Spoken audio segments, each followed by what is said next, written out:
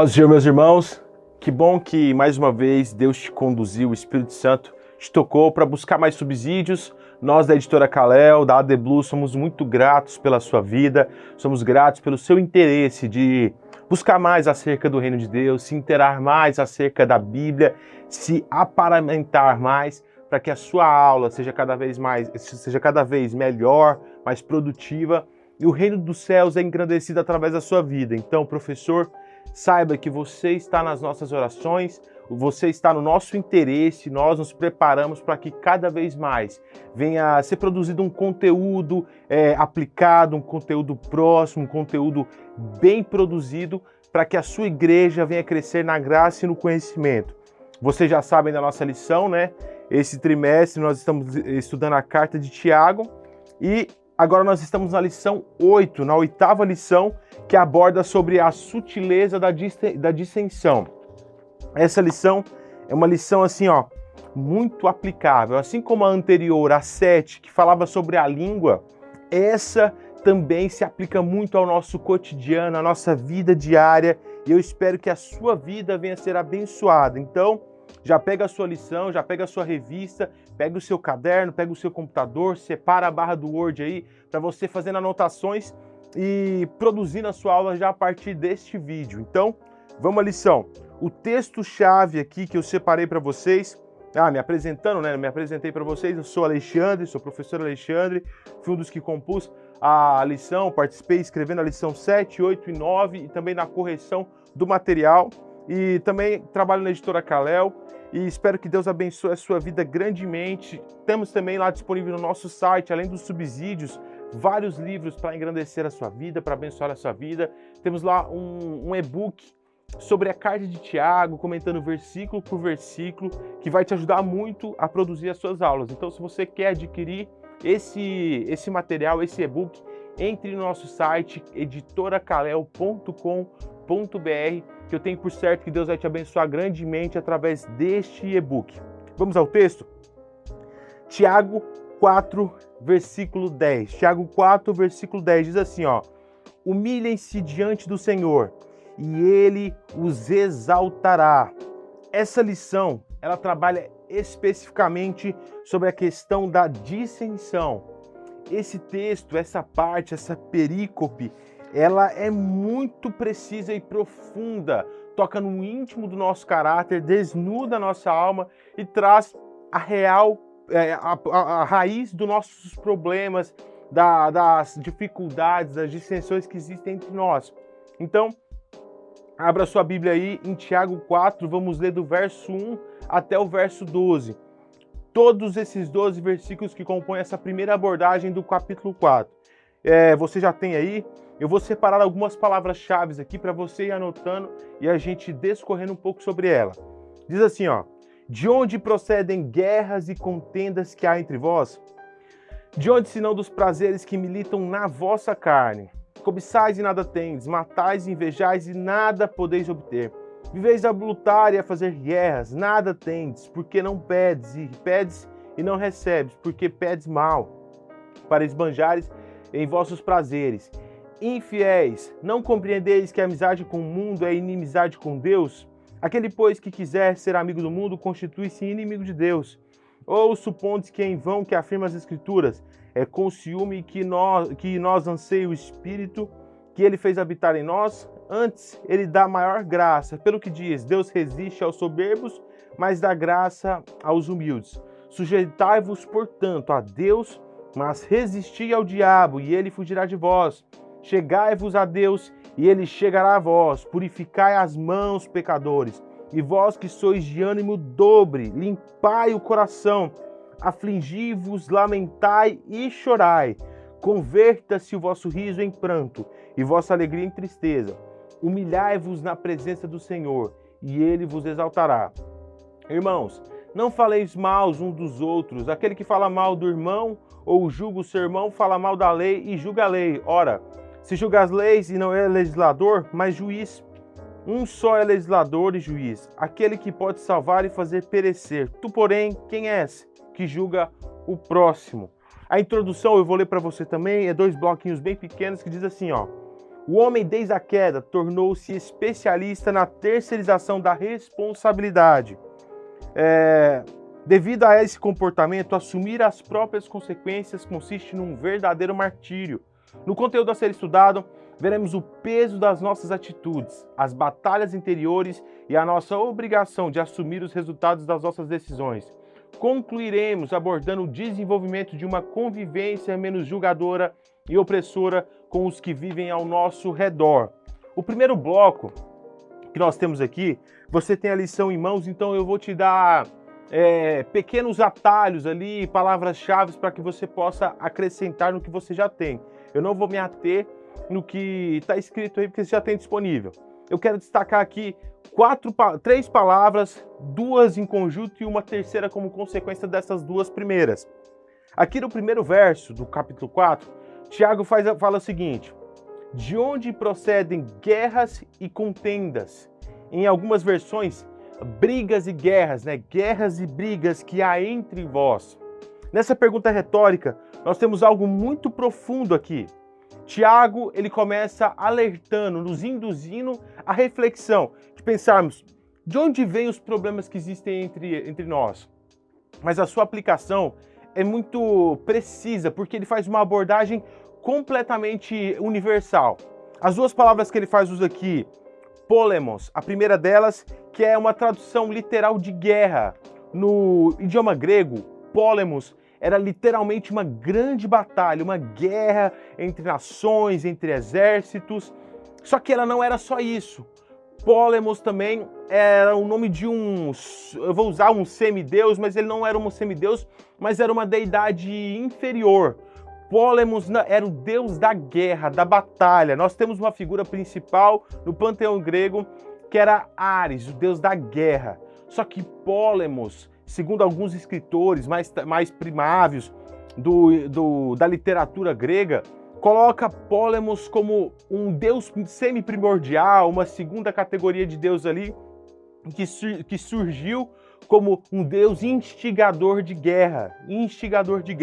Ele sendo sucessor de Ares, e era também onde tudo se sustentava. Tem um autor grego chamado Ésquilo, que ele dizia que tudo se sustenta a partir de Polemos, né? O homem faz guerra para buscar paz, ou faz guerra para buscar exércitos, para buscar conquista, para buscar riqueza, para buscar felicidade. Todo esse aparato é produzido em cima das guerras. A outra palavra que ele usa aqui, maqui, que era literalmente uma pequena batalha, um desentendimento entre 2 pessoas, 2 indivíduos que se encontravam ali, se desentendiam, se chocavam, né? Maqui era uma briga. Então, por que Tiago fez uso dessas 2 palavras? Para fazer uma abordagem geral. Tanto aquele que produz uma pequena guerra, quanto aquele que produz uma grande guerra, todos eles têm uma única origem. É isso que Tiago nos induz a pensar. De onde vem, seja a batalha mais ostensiva e mais violenta, ou seja um pequeno desentendimento entre 2 indivíduos. De onde vem isso? Qual é a origem disso? E aqui nós observamos que a origem de todos os problemas, todos os desentendimentos, sejam os maiores, as grandes guerras mundiais, como os pequenos desentendimentos entre nós, nas nossas casas, entre os nossos familiares, tem uma mesma origem. Perceba, tem uma mesma origem em todas as grandes batalhas e pequenas do nosso cotidiano. Seja uma batalha em nossa mente, seja uma batalha em nosso coração, no campo das nossas emoções, seja uma batalha no nosso trabalho, na nossa igreja, entre nós mesmos, no nosso interior, entre os nossos familiares, a origem é uma só. E ele mesmo responde aqui na carta: de onde vêm as batalhas e os desentendimentos que existem entre vós? De onde, senão dos prazeres que militam dentro de vós, em outras versões, e na versão colocada aqui na revista, em vossa carne. Eu gosto mais da versão de dentro de nós. De onde vêm as batalhas e as guerras que militam dentro de nós? Os prazeres que habitam em nossa carne é a origem dos problemas que nós vivenciamos em nosso dia a dia. Perceba, coloquei 2 palavras aqui em evidência Você pode colocar no seu PowerPoint, você pode colocar no seu quadro negro aí. Destaque essas duas palavras, é muito importante os seus alunos fixarem para que você consiga chegar no final do texto e fazer uma aplicação. Essa aplicação aqui do primeiro ponto vai ser o fechamento. Lá no terceiro ponto você vai fechar nela de novo. Você vai fechar nela de novo, porque a fala aqui termina em julgamento. Quem somos nós para julgar o nosso próximo? E aqui nós temos um encaixe para fechar esse raciocínio novamente. Então, destaque: polemos e maque. Essas duas palavras, brigas e guerras, elas são importantíssimas para a abordagem ou a proposta de Tiago aqui no capítulo 4 de sua carta. Depois de falar disso aí, de nos inquirir a refletir sobre a origem dos nossos problemas, Tiago nos traz a reflexão de algo fundamental: os prazeres. De onde vêm as batalhas e contendas que existem entre vós? De onde, senão, dos prazeres que habitam dentro de vós? Isso é muito importante porque a palavra utilizada aqui por Tiago, a palavra edonê, eu até destaquei ela aqui no ponto 2 do primeiro ponto, né? O 1.2, que diz sobre a questão do prazer, do deleite. Edonê está muito ligada à cultura grega e era muito conhecida daquelas pessoas que Tiago direcionou a sua carta. Por quê? Porque edonê não era um simples substantivo ou uma palavra corriqueira do dia a dia. Edonê ocupava uma posição ideológica, filosófica. Nós tínhamos já nesse momento, nesse tempo, uma filosofia muito comum, vivenciada pelas pessoas do primeiro século ali, que era o hedonismo. Inclusive, os hedonistas aparecem na Bíblia quando o apóstolo Paulo, lá em Atenas, vendo aquela discussão no Areópago entre duas escolas filosóficas, ele faz citação dos nomes dessas escolas filosóficas. Estavam lá os estoicos e os epicureus. Quem eram os epicureus? Os epicureus era uma escola filosófica desenvolvida a partir de uma figura, de um filósofo chamado Epicuro, que viveu no século 3, 4 a.C. E esse filósofo Epicuro tinha como principal pilar da sua proposta filosófica o hedonismo, a vivência do prazer, a busca por satisfação. A gente, segundo a perspectiva hedonista, nós vivíamos para buscar ou ansiar o prazer sobre todas as coisas, acima de todas as aflições, acima de todo código ético e moral. Essa filosofia é algo tão atemporal, ocupou espaço em tantas lacunas temporais no pensamento humano, que nós vemos aqui pouco tempo, por exemplo, uma música muito famosa durante os anos 60 no Brasil, composta pelo Raul Seixas, tinha um prelúdio do seu refrão lá que falava assim, ó: faça o que tu queres, pois há de ser tudo a lei.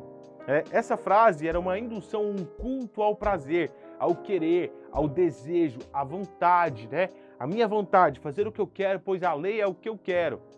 E nós sabemos que o que eu quero, o meu querer, o querer humano, ele é falho, tendencioso e míope. Mas, segundo a perspectiva mundana, o querer é o objetivo principal do indivíduo, atingir ou atender às suas demandas mais triviais e desejosas. É esse o alerta ou a origem dos problemas que Tiago nos aponta aqui. O hedonê, a busca pelo prazer, a busca por uma vida que cega e faz com que nós, cada dia, acordamos e militamos, desejamos, fazemos o que for preciso para alcançar o saciar das nossas vontades. Só que nós sabemos que a vontade do homem é um buraco sem fundo. E se o homem viver segundo o seu prazer, ele vai cada vez mais mergulhar num abismo de desilusão, num abismo de vazio. Era esse o grande pensamento, a grande crise de Salomão quando ele escreveu o Eclesiastes. Vazio do vazio, tudo é vazio. De que vale todo o esforço do homem debaixo do sol. De que vale todo o esforço humano, todo lutar, todo trabalhar debaixo do sol, porque as coisas fora de Deus, e o mesmo Salomão no capítulo 1, no finalzinho, nos últimos versos do primeiro capítulo, diz que o comer, o beber e o trabalhar segundo a vontade de Deus, ali está o verdadeiro prazer. Perceba, hedonê é a origem dos nossos problemas, é a origem de toda a dificuldade que nós enfrentamos diariamente. E isso faz com que nós venhamos viver numa condição cíclica de dependência do nosso pecado. Olha só, esse homem, essa mulher que Tiago está alertando, ele primeiro diz, sabe os problemas que existem entre vocês? A origem é a busca por prazer, é o prazer que está todo momento, a vontade militando dentro de você, fermentando aquilo que é bom, tornando ele decrépito, tornando ele caído, pecaminoso e fazendo com que você venha buscar cada vez mais prazer, mais prazer, mais prazer, ao ponto de você viver e lutar para fazer guerras, querer cobiçar e não alcançar, você invejar e matar e não poder obter. Tem uma figurinha muito legal que é de um homem sentado num cavalo com uma vara de pesca e a cenoura lá, esse cavalo correndo atrás, ele correndo atrás, ele nunca alcança. Existe um mito grego de um homem, de um rei chamado Sândalo, que esse rei, ele começa a viver ele vivia ali querendo agradar os deuses, vivendo segundo o seu prazer, até que chegou um momento que ele fez algo muito errado e ele foi condenado. Ele foi condenado a ficar submerso num poço com a sua cabeça para fora, um poço onde ao redor desse poço tinha frutas, tinha água, né? Ele estava dentro de um poço, só que ele ia viver sempre sem conseguir saciar.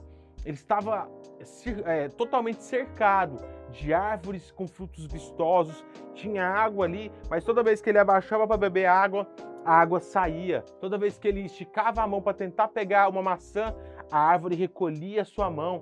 E ele estava sempre nesse ciclo vicioso de tentar atender o seu prazer, mas nunca alcançar, nunca saciar. Essa é a condição do homem que vive segundo a sua vontade. Ele está cada vez mais cobiçoso, invejoso, tendencioso, militante, mas não consegue alcançar aquilo que ele tanto luta, que ele tanto milita, que ele prejudica os outros em prol dessa assistência ao seu querer. E ele não consegue, ao ponto de pedir a Deus. Olha só, a oração, o ponto 3 do primeiro ponto, é a oração negada. Esse homem e essa mulher que vive segundo o seu querer, segundo a sua vontade, ele luta tanto, ele quer tanto, que ele começa a pedir a Deus. Ele pede para Deus, mas ele não consegue alcançar o favor de Deus. E isso é muito claro a partir da exposição da continuação do verso 3, onde Tiago diz: vocês não alcançam não é porque Deus é mau, não é porque Deus recolheu a sua mão em maldade, mas é porque vocês pedem mal. Vocês pedem mal, porque vocês pedem para atingir o seu prazer, pede para esbanjar no seu prazer. Olha só que interessante essa figura ao qual Tiago pinta na nossa frente para expor o seu raciocínio.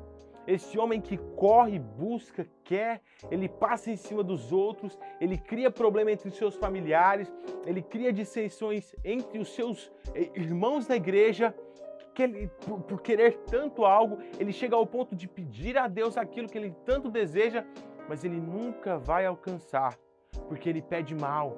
O objetivo, a raiz primária no coração desse homem é atender o seu prazer.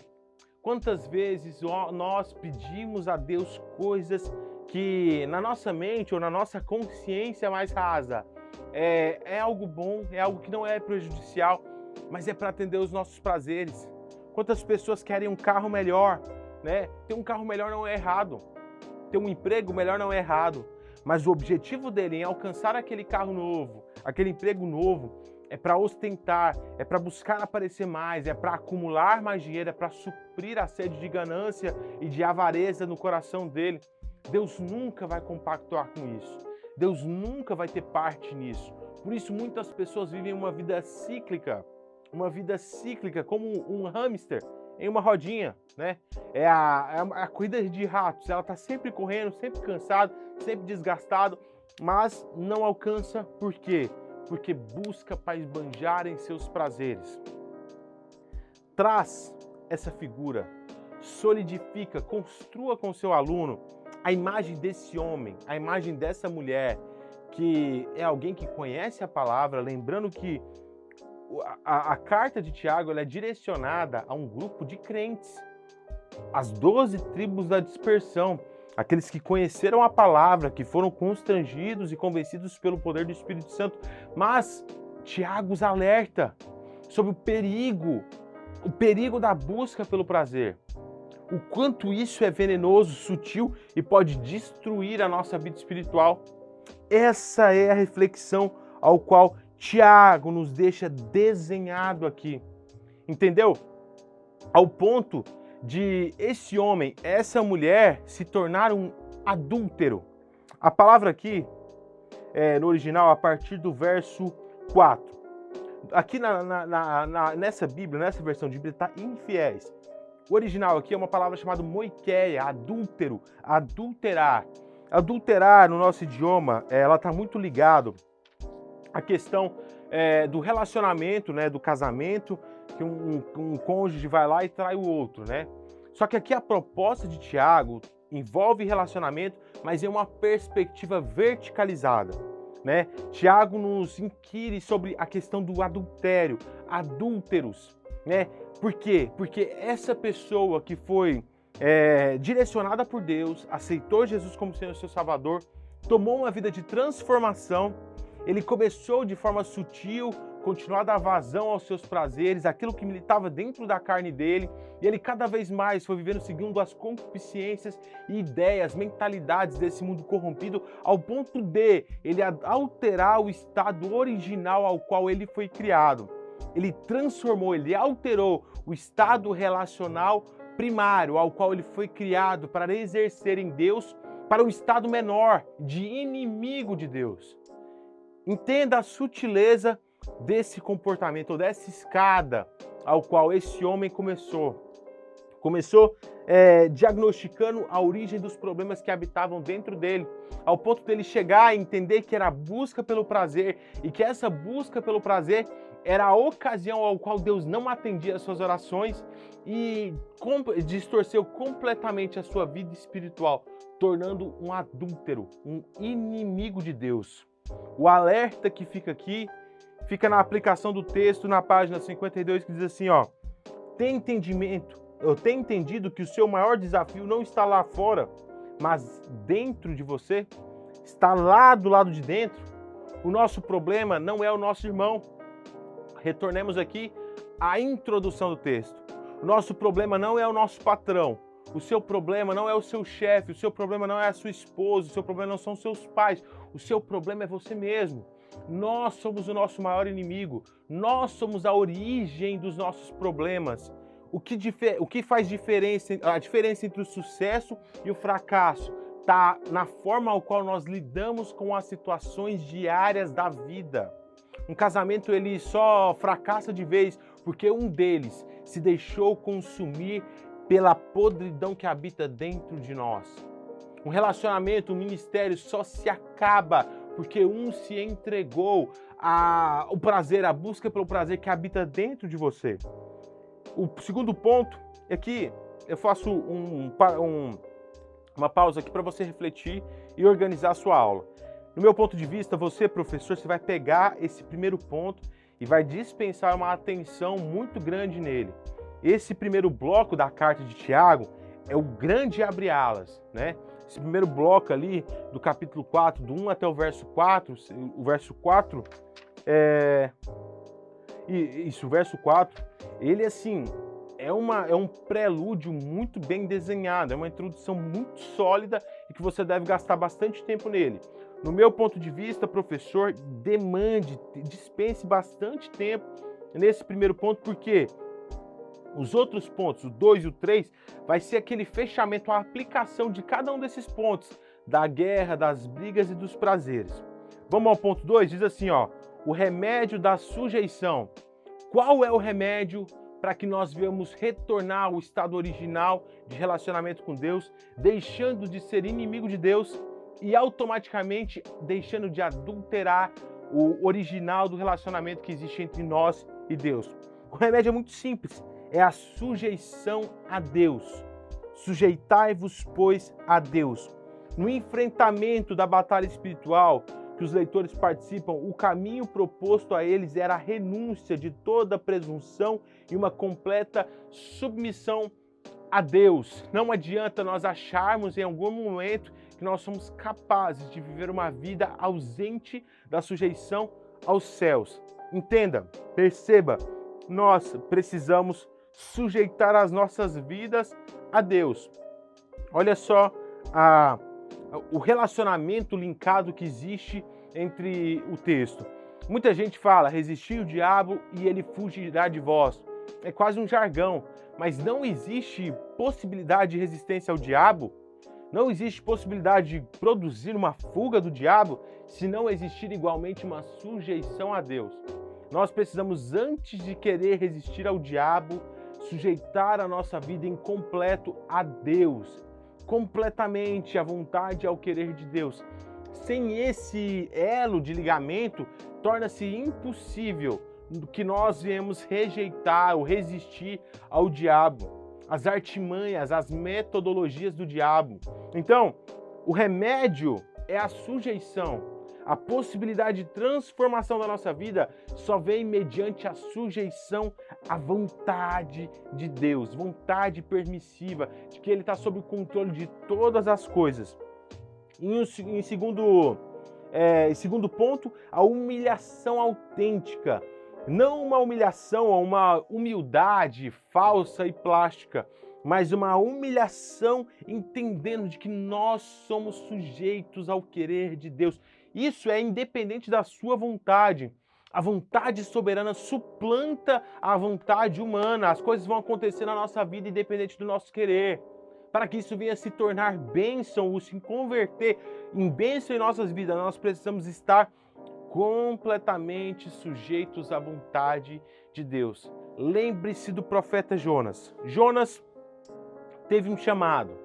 Ele foi conduzido a Deus a viver uma vida de transformação, sendo o primeiro missionário relatado na Bíblia, mas ele optou em não se sujeitar à vontade e ao querer de Deus. E a consequência, todos vocês sabem. Então, assim, um bom ponto para você ilustrar esse segundo tópico é citar a história de Jonas. Professor, pegue o bloco de Jonas ali sobre a tempestade no primeiro capítulo, até ele ir para o grande peixe.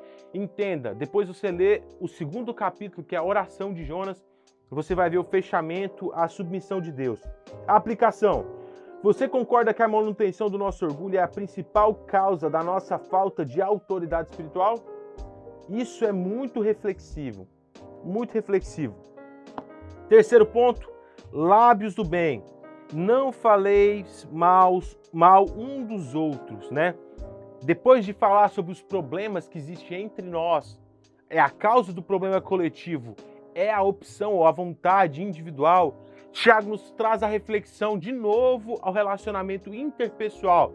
Perceba aqui, ó, ele traz a questão interpessoal, verticaliza ela na autoridade de Deus e depois retoma na perspectiva individual. Meu irmão, não julgue o outro, não fale mal do outro, não faleis mal um dos outros. Isso é muito simples, pois nós lidamos diariamente com a imagem e semelhança de Deus. Quando nós estamos falando mal de um irmão, prejudicando o terceiro, nós estamos falando mal da imagem e da semelhança de Deus, prejudicando o nosso irmão, aquele que foi constituído do mesmo sopro divino do que nós fomos. Logo, a consequência é certa. A consequência é certa, pois nós estamos atingindo aquele que foi criado à imagem e à semelhança de Deus. 3.2, o legislador idôneo.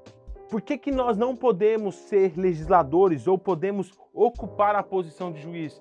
Porque o nosso julgamento ele é sempre tendencioso. Não existe um homem isento à tendência no julgar. Logo, somente Deus é capacitado, 100% capacitado, de executar o ofício de legislador, de legislar, de fazer uso da justiça. Lembra quando Jesus chega no Sermão do Monte e fala: bem-aventurado vós que tem fome e sede de justiça.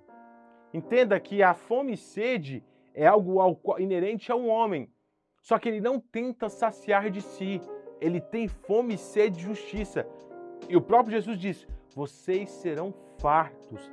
O fartar ou saciar é uma bênção divina. Quem produz justiça é só o próprio Deus. A justiça do homem é sempre falha. Aplicando o texto, como é possível conviver com as imperfeições dos outros sem assumir o papel de juiz em nossas vidas? Escreva isso em letras garrafais no quadro da sua sala ou coloque no Data Show. Como é possível não julgar os outros em um mundo de imperfeição, inclusive nossa, imperfeição pessoal? Conclusão: nas palavras de Jesus, as aflições fariam parte da agenda da vida. Todavia, o inimigo deseja gerar novos conflitos, escravizando-nos das vontades carnais. Viver o Evangelho fará com que evitemos guerras que nunca deveríamos lutar. Reflexão da semana: ao resolver os problemas da sua vida, esforça-te em avaliar primariamente se a solução não se encontra na humilhação do seu ego. Como fechamento dessa lição, lembre-se, a origem dos problemas não está fora. A origem dos problemas que habitam entre nós está aqui dentro. Eu sou o professor Alexandre de Almeida e a minha oração é que Deus abençoe grandemente a sua vida. Te aguardo aqui na semana que vem. Deus abençoe.